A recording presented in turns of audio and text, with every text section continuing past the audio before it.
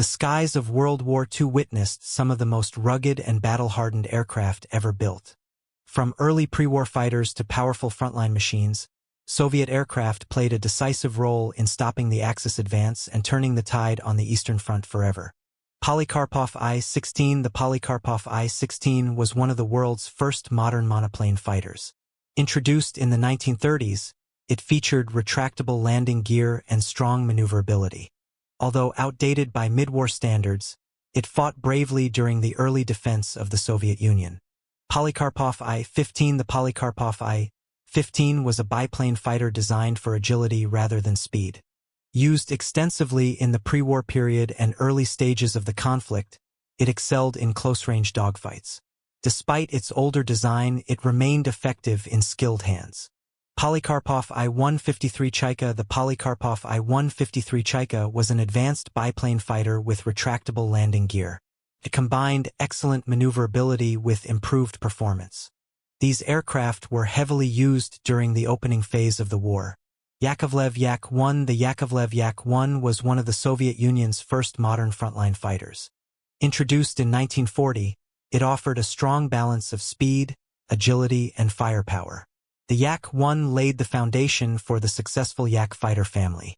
Yakovlev Yak-3. The Yakovlev Yak-3 became one of the most feared Soviet fighters of World War II. Lightweight and extremely maneuverable, it dominated low-altitude combat on the Eastern Front. Pilots praised it for its responsiveness and effectiveness in dogfights. Yakovlev Yak-7. The Yakovlev Yak-7 began as a training aircraft but evolved into a capable combat fighter. Stronger and more durable, it performed well in both air combat and ground attack roles. Its versatility made it valuable in frontline service. Yakovlev Yak-9. The Yakovlev Yak-9 was the most produced Soviet fighter of the war. Available in multiple variants, it served as a fighter, interceptor, and long-range escort. Its adaptability ensured widespread use across all major Soviet air units. Lavochkin Lag-3. The Lavochkin Lag-3 was constructed largely from wood due to wartime material shortages.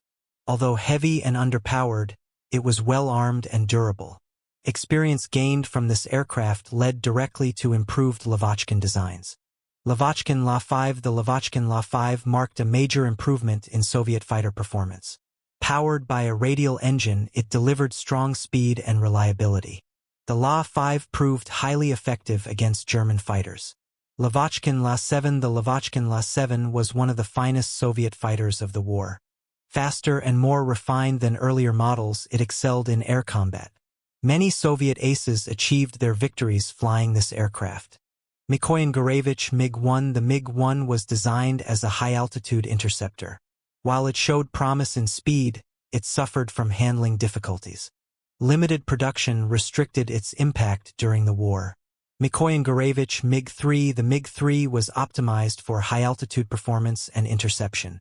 Although less effective at low altitude, it remained fast and heavily armed.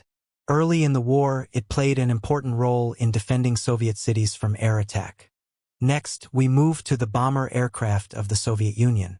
These machines were built to strike enemy positions, disrupt supply lines, and support ground forces across the vast battlefields of the Eastern Front. Bomb light and medium bombers Tupolev SB-2. The Tupolev SB-2 was one of the fastest bombers of its era when it entered service in the 1930s. Designed as a high-speed light bomber, it relied on speed rather than heavy armor for protection. Although quickly outclassed by newer fighters, it played an important role during the early stages of the war. Petlyakov P-2. The Petlyakov P-2 became the most important tactical bomber of the Soviet Air Force. Fast, agile, and highly versatile, it was used for dive bombing, level bombing, and reconnaissance missions. Its accuracy and speed made it one of the most effective Soviet bombers of World War II. Ilyushin IL-4. The Ilyushin IL-4 was a long-range bomber used primarily for night bombing and maritime strike operations.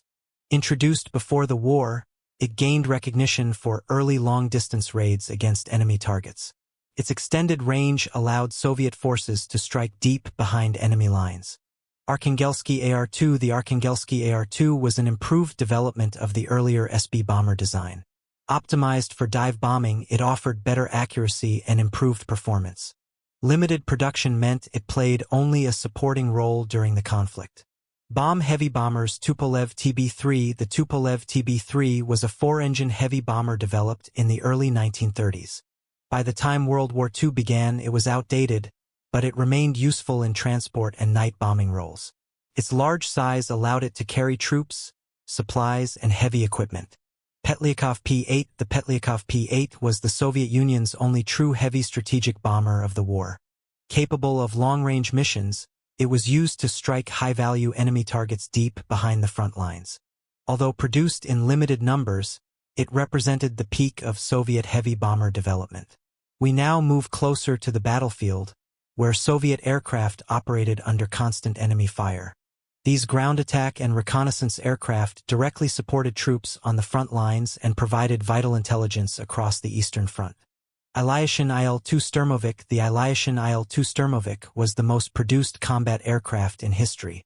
Designed as a heavily armored ground attack aircraft, it could survive intense enemy fire.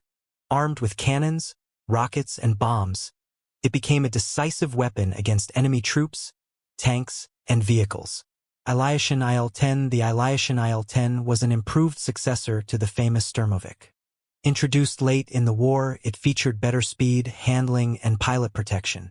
Although its combat use was limited, it represented the peak of Soviet ground attack aircraft development. From direct battlefield attack, we now turn to aircraft built for speed, observation, and flexibility. Yakovlev Yak-2. The Yakovlev Yak-2 was a fast twin-engine aircraft designed for reconnaissance and light bombing. Introduced before the war, it emphasized speed over armor. Although quickly replaced by newer designs, it supported early Soviet reconnaissance missions. Yakovlev Yak-4. The Yakovlev Yak-4 was an improved version of the Yak-2, offering better performance and armament. It was intended for reconnaissance and light strike roles. Limited production reduced its overall impact during the war. Sukhoi Su-2. The Sukhoi Su-2 was a versatile aircraft used for reconnaissance, light bombing, and ground attack missions. Designed for flexibility, it served reliably during the early years of the conflict. As the war progressed, it was replaced by more specialized aircraft. Finally, we turn to the aircraft that sustained the Soviet war effort beyond the front lines. These transports, patrol planes, trainers, and experimental designs ensured logistics, protected coastlines, trained new pilots, and pushed aviation technology forward. Delivery truck transport and liaison aircraft Lisanov Li-2. The Lisanov Li-2 was the Soviet-built version of the American C-47 transport aircraft. It moved troops, supplies, and equipment across vast distances under harsh conditions. Reliable and versatile, the Li-2 also supported airborne operations and special missions throughout the war. Polikarpov Po-2. The Polikarpov Po-2 was a simple biplane used for liaison, transport, and night harassment missions. Slow and quiet, it became famous for nighttime operations that disrupted enemy forces. Its simplicity and durability allowed it to serve in large numbers until the war's end. Sherbakov Shesh-2. The Sherbakov Shesh-2 was a light transport aircraft developed during the war. Built largely from wood due to material shortages, it supported supply and liaison duties. Though produced in limited numbers, it contributed to Soviet logistical operations. Waterwave maritime and patrol aircraft Bereev MBR-2. The Bereev MBR-2 was a flying boat designed for maritime patrol and reconnaissance. It operated over seas, rivers, and lakes, conducting patrol, transport, and rescue missions. Its long service life made it a key aircraft for Soviet naval aviation. Bereev B-4. The Bereev B-4 was a more modern flying boat introduced later in the war. Faster and better armed than earlier designs, it served in maritime reconnaissance roles. Although produced in small numbers, it showed progress in Soviet naval aircraft development. Graduation cap training aircraft Yakovlev UT-2. The Yakovlev UT-2 was the primary basic trainer of the Soviet Air Force. Easy to fly and maintain, it taught thousands of pilots the fundamentals of aviation. It marked the first step for many pilots before moving on to combat aircraft. Polikarpov U-2/P-2 trainer role. In its training role, the Polikarpov U-2 prepared new pilots for military service. Its simple design and reliability made it ideal for flight schools. Few aircraft trained as many Soviet pilots during the war. Test tube experimental and limited-use aircraft Bokhovidinov Bi-1. The Bokhovidinov Bi-1 was an experimental rocket-powered interceptor.